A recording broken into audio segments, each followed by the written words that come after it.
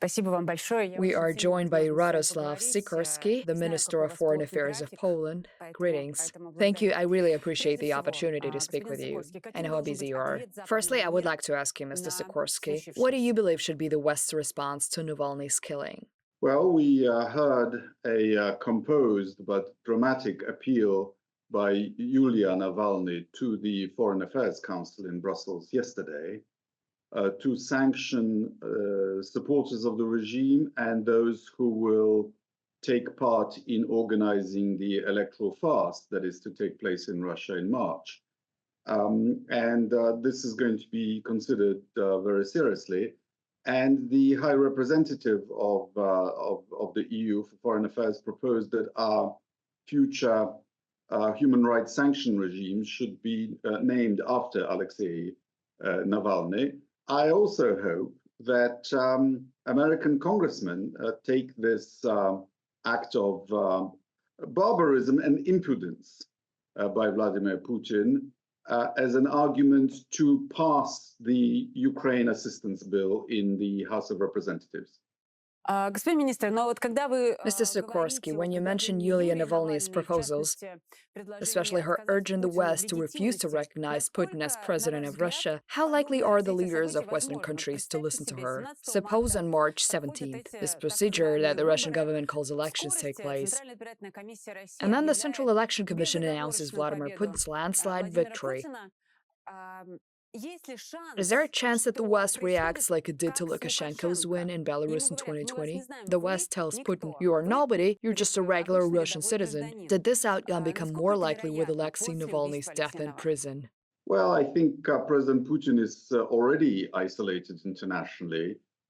If you look at his list of guests who attends his various ceremonies and who will attend his inauguration ceremony, it's not going to be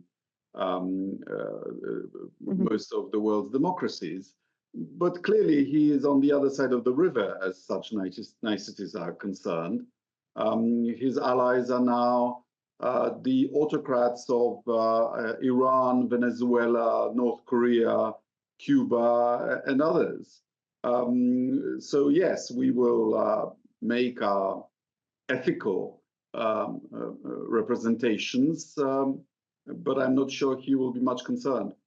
The BBC writes that Poland has officially recognized the Russian government as responsible for Alexei Navalny's death. It became the fifth country to summon Russian ambassadors for official discussion of this tragedy.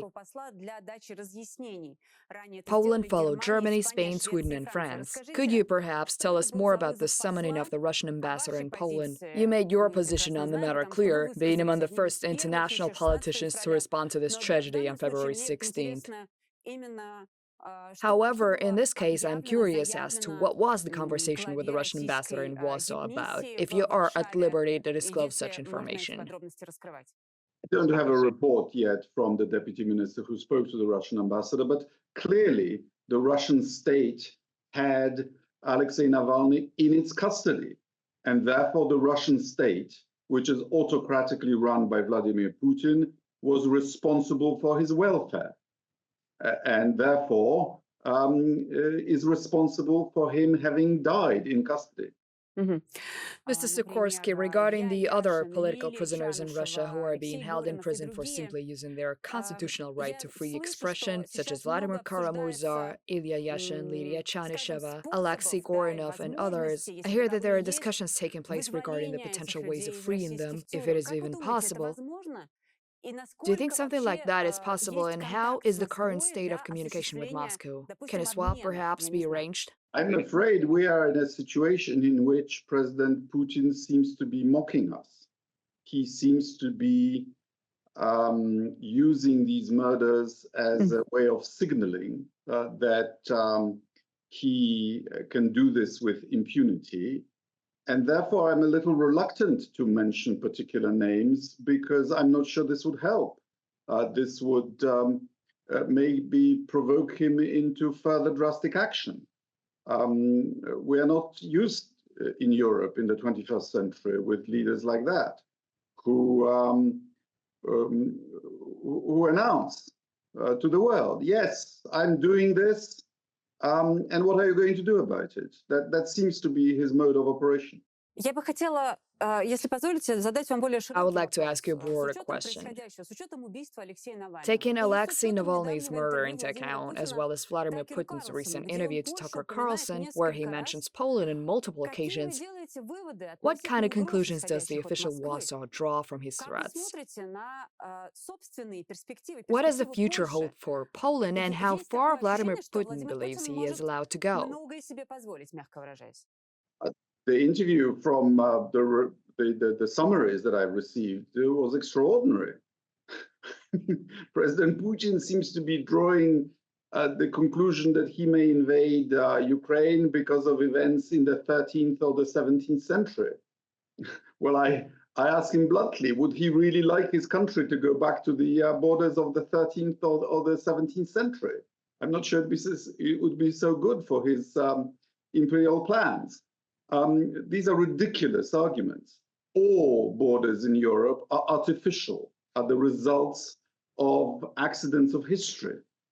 And if we started correcting them because of some historical claims or fantasies, that's a recipe for war of everyone with everybody else. This was the lesson of 2 world wars, that you may not change international borders by force on some pretext to do with national minorities. We have the Council of Europe Convention on the Protection of Minorities for that.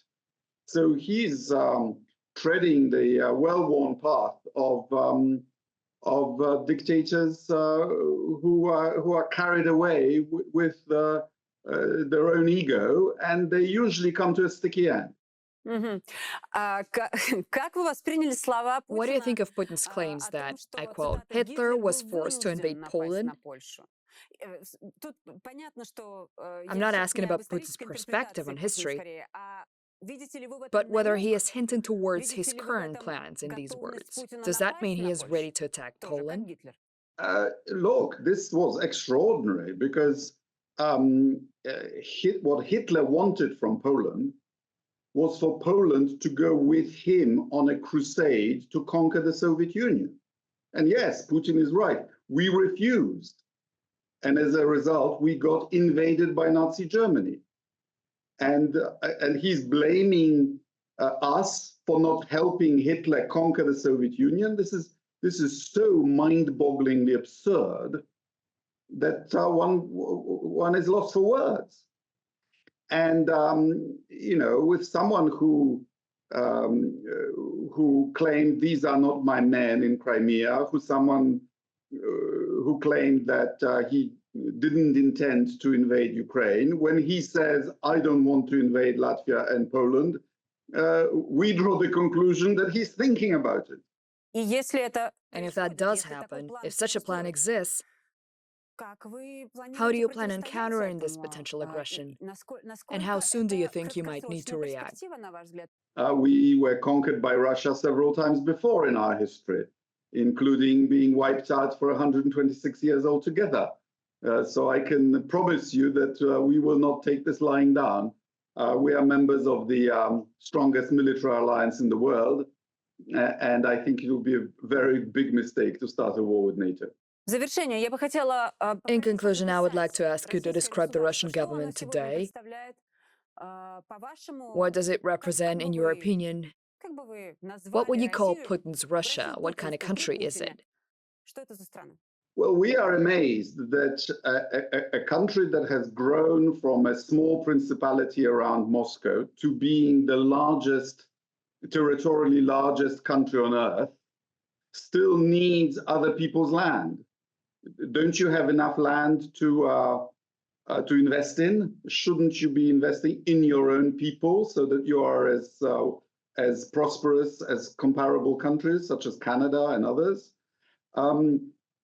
I can tell you that I see this as another waste of Russia's human and natural resources into the mad ambitions of someone who seems on a vast ego trip.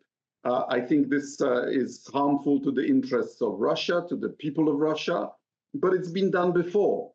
And just because something is a bad idea, it doesn't mean it will not be repeated. The Soviet Union took on the entire West and eventually went bankrupt. And Russia is now trotting in that path. You're spending 30% of your national income on defense.